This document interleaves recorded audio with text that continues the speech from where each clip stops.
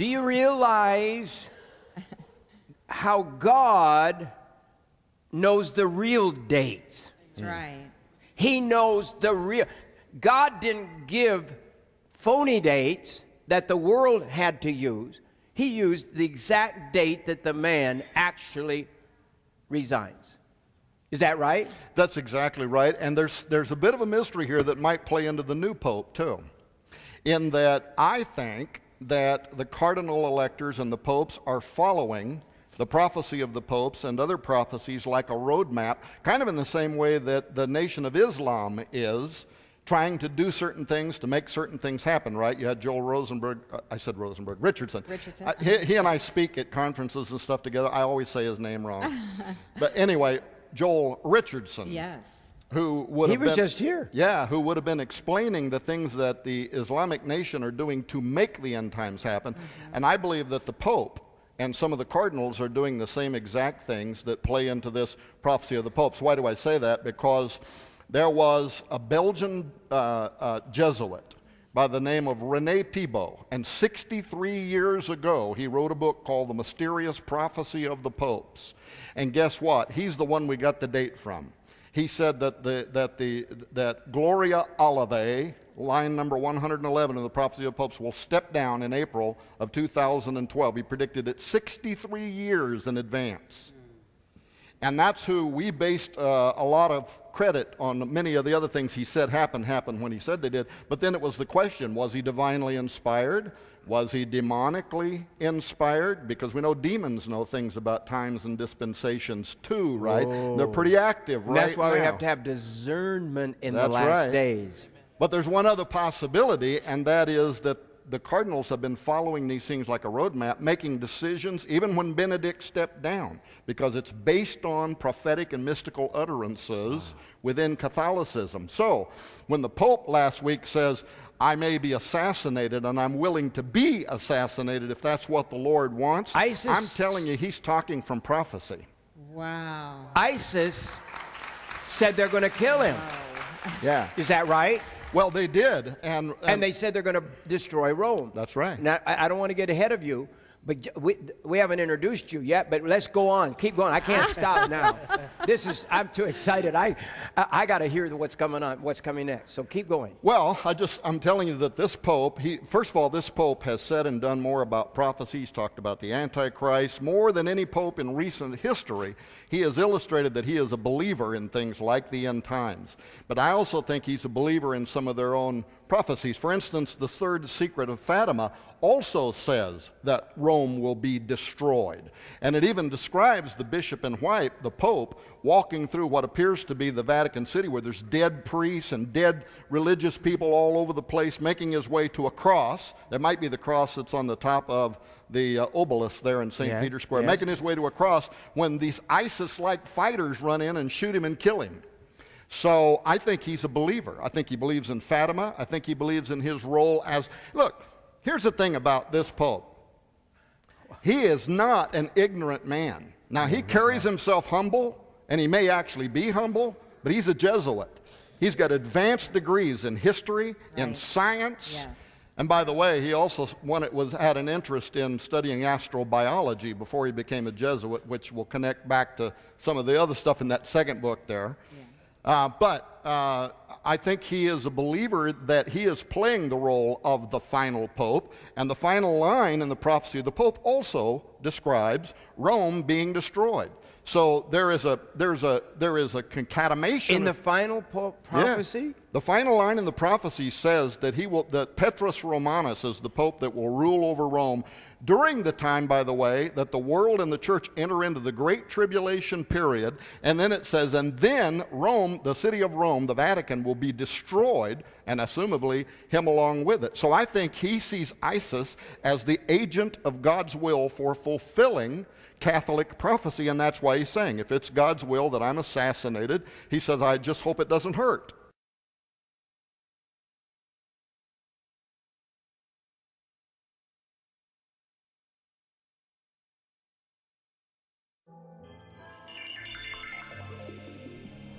Welcome to the pioneering new world of farming pharmaceuticals, biofarming, aiding scientists in cutting-edge research. PPL Therapeutics is working on a solution. They want to clone pigs whose organs can be transplanted into people. Cloned and genetically modified cows that can produce milk containing the same health properties as human breast milk. These glow-in-the-dark cats could help develop treatments for diseases, for animals and for humans. Yes, you did hear that correctly. He has put a spider gene into a goat. Transgenic fish. So the fish actually have what appear to be six-pack abs that we see in humans. My friends, I am here to warn you. I am here to alert you to the greatest threat to our species and our civilization on this planet. Humanity in just the last 100 years has increased its technological and scientific knowledge thousands and thousands of times what it was. But we are still the same species that we were, capable of magnificent heights, but also of horrifying lows.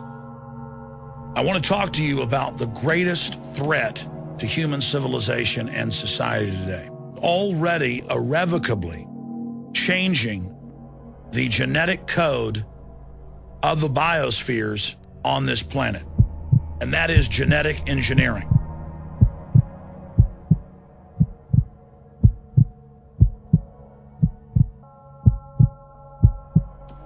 Now, I love science and technology. I know that it's a neutral thing and that man can use it for good or bad.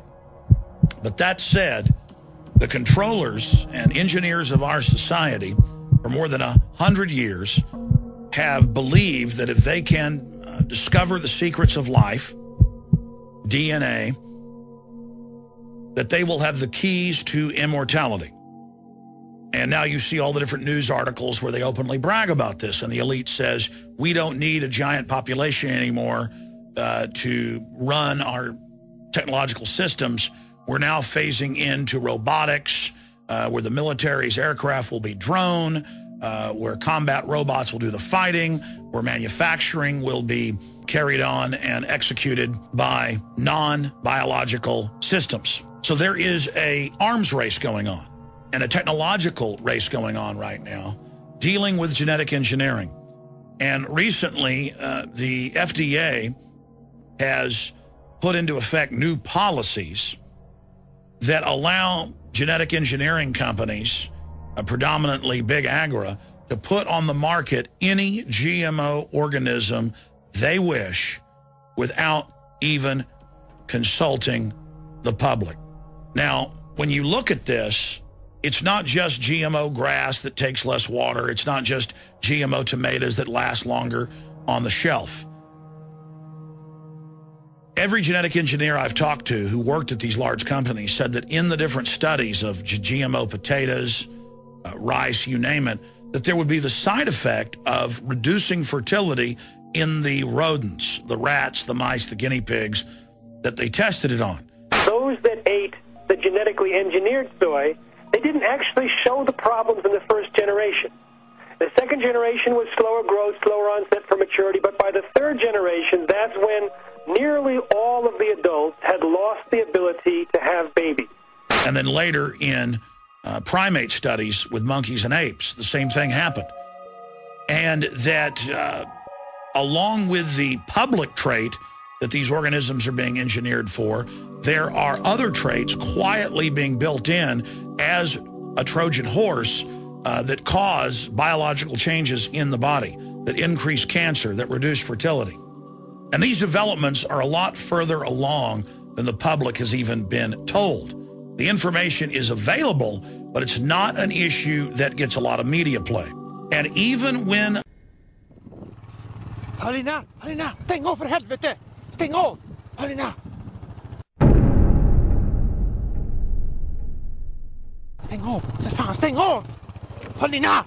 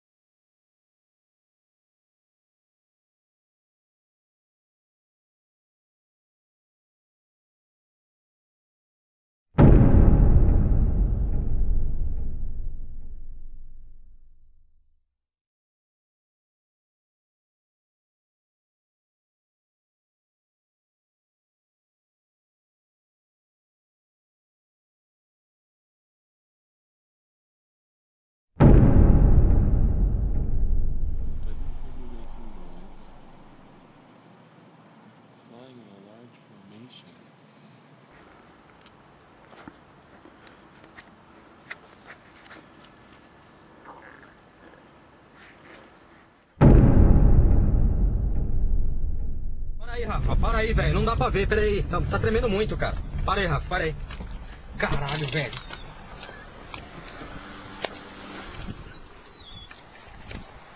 Caralho, velho. Puta, onde que tá agora, pô? Olha lá, olha lá.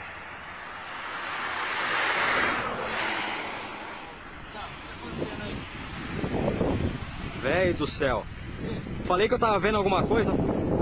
Lá do teu lado, lá, pô. Nem 4 horas ainda, velho. Dá tempo de ir pra Lençóis. Faltar pra Bauru ainda. Olha isso, velho. Olha isso.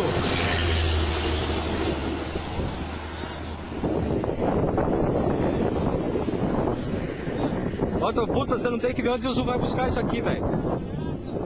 Você não tá vendo nada aí, filho. Você tem que ver aqui na máquina.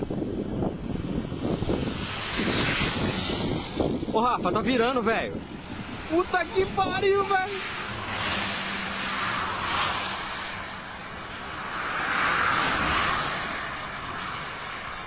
Ah, essa porra dessa bateria tá acabando, bicho. Caralho, velho. Tá descendo, porra.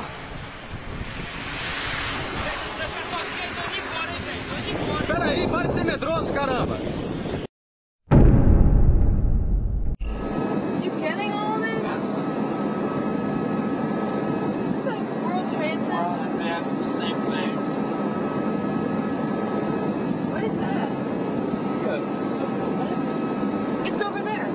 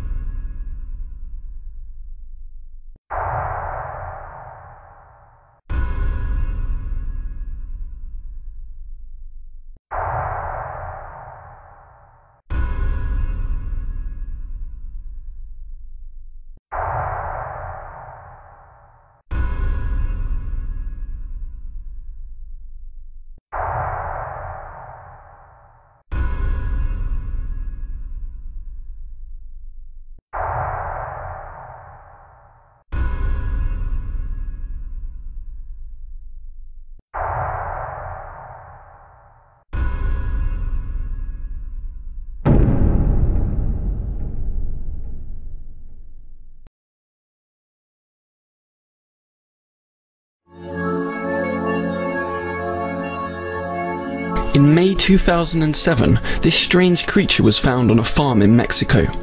The farmer drowned it out of fear. Since the end of 2008, researchers have been carrying out tests on the corpse, but the mystery is deepening.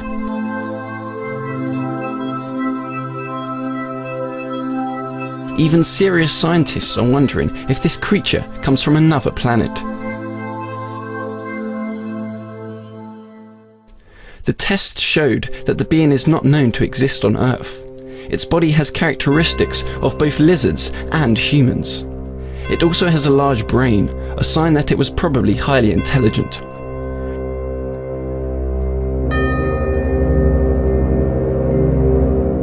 There are frequent UFO sightings and reports of crop circles in the area, leading to the suspicion that the being was left behind by aliens.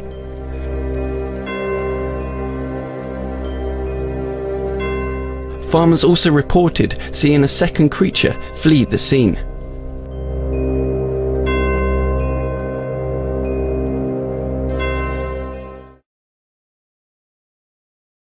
An ancient prophecy in the book of Genesis states that Satan will one day mix his DNA with humanity as a counterfeit of the Messiah. Jesus himself told us that the last days will be like the days of Noah, when fallen angels mixed their seed with humanity. Corrupting the Image, Angels, Aliens, and the Antichrist Revealed, a book by Douglas Hemp, brings together, perhaps for the first time ever, a comprehensive explanation of how the Antichrist will be a genetic hybrid, counterfeiting the virgin birth, and how he will come guised as the leader of an extraterrestrial race, offering humanity the opportunity to upgrade their DNA in what the Bible calls the mark of the beast. Corrupting the Image is at the cutting edge of research and is written to be easily understood so everyone can understand the sinister plan unfolding before our very eyes. It's acclaimed to be one of the most important books of our time and available at DouglasHemp.com. That's DouglasHemp.com. An increase in wars and rumors of wars, mass flooding, spontaneous outbursts of Arab unrest, increase of earthquakes, tsunamis and volcano activity, unexplained sinkholes, massive spontaneous bird and fish deaths, increased sightings of UFOs, claims of alien abductions, Torah code prophecies that predict what's happening in the news today. Are all these a wake-up call from God warning us of the events about to take place on planet Earth? The Bible predicts there'll be strange signs in the skies. Tell me a few. Well, certainly we're looking at objects around the sun that NASA seems to redact. Those images from the SOHO twin satellites, redact meaning they brushed them out several hours after researchers will look at them.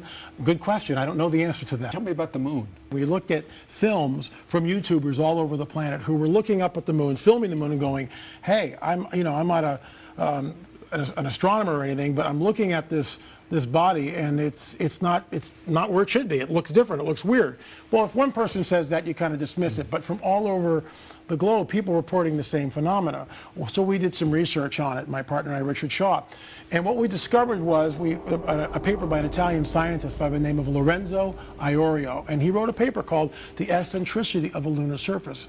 He thinks that there's a large body coming into the solar system, which is perhaps making the moon act in an erratic way. Well, there was actually a Torah code about the moon in a particular year. Explain that. Well, the Torah code, which is really interesting, because when this was all happening, my partner Richard Shaw sent it to the rabbis, and so they did a Torah code, and it said, moon will be observed in the date, basically 2011. And anomalies in the lunar surface will be observed in 2011. So the Torah code sort of corroborated what we had been investigating, which I found absolutely fascinating. He has an understanding of the mark of the beast I have never heard before, and it rings true. I think it's historic what you're going to share. Will you do that right now? I'd love to. Thank you for allowing me to do this. We see in Matthew 24, Yeshua states something, as in the days of Noah, so it will be when the Son of Man returns. Alluded to that before. What differentiates those days are the presence of the fallen angels. But there's also some other dynamics in that passage which we overlook. One of them in particular is the length of lifespan. 5, 6, 7, 900 years old people lived, and I believe that's literal. They lived to 900 years or older, okay? Hold that thought, then jump over to the book of Revelation. It says, and we all get this one, that anyone who takes this mark will not be able to buy, sell, or trade. That's an easy one, right? But then we find out that anyone who takes this mark, whatever this thing is, grievous sores will appear over the body. Then we find out in the book of Revelation also, anyone who takes the mark is immediately thrown into the lake of fire. There's no grace, there's no mercy. It's just, you've got the mark, bam, you're in a lake of fire. Not my words. Those are the words of Yeshua, and those are in the book of Revelation. A little further on, we read something which is not necessarily tied into the mark of the beast, but here's the deal. It says that in those days, the days of the mark, men and women will seek death and not find it. How can that possibly be? I've held the chip from Dr. Lear in my hand. I've asked him point blank, what is this thing doing? It's changing the DNA. This thing, and this is how they're going to do it. This is the chip that people that go into flying saucers have the surgery. These are the prototypes. By the way, did this doctor find that these people were loonies? No, not at all. All these people that have been abducted, most of them, I would say well over 90%, do not want any notoriety. In fact, they seek anonymity. They're not interested in any type of publicity. They just want the thing out. Why doesn't the U.S. reveal all the information they have on flying saucers? Other nations have done it. Well, the other nations have done it. Greece, the United Kingdom, France, Belgium, Germany, Japan, Mexico, Brazil. They've all released, I should say, what were at one time top secret documents. We don't do it, and I think the reason is simply this. They fear some sort of a backlash, religious backlash. What happens if people all of a sudden find out that maybe the God we've all believed in isn't? This is what I call, said, the coming great deception. And I believe it's been orchestrated for thousands of years. Let's go back to this changing the DNA. Okay. Why would someone want a chip inside of them? Here's the scenario. Let's say there's a war, upcoming war in the Middle East, and we see some sort of a nuclear holocaust. Remember, this is just a scenario, okay? So we see a nuclear event in the Middle East, perhaps in this country, and all of a sudden, mile-wide UFOs begin to manifest, begin to appear all over this planet. How is that going to affect everyone? But they'll come with two things. They'll come with a free energy source, and they will come with a chip, and this goes right back into what Matthew 24 states. They will come with this implant, which when you take it, will bring you into, as a member of the New World Order, okay? And when they scan this thing, not only will have its medical records, but it will change and correct your DNA. That's what we'll be told. So in other words, you'll live longer, I You'll guess. live to 500 years disease-free. Ooh. All this. So who's going to say no? Only That's my point. someone that Exactly. knows the Lord. Exactly. Only. And you can see why they'd be enemies of the, Absolutely. of the We'd world. be looked at as Neanderthals. How can you possibly believe in this ridiculous mythos of a Judeo-Christian God? Why not just take this mark and live disease-free for 500 years? It sounds like a great deal. And I've held it in my hand, and this is what I think is coming, and it's the only thing which fulfills all that criteria which we just spoke about that's found in the book of Revelation.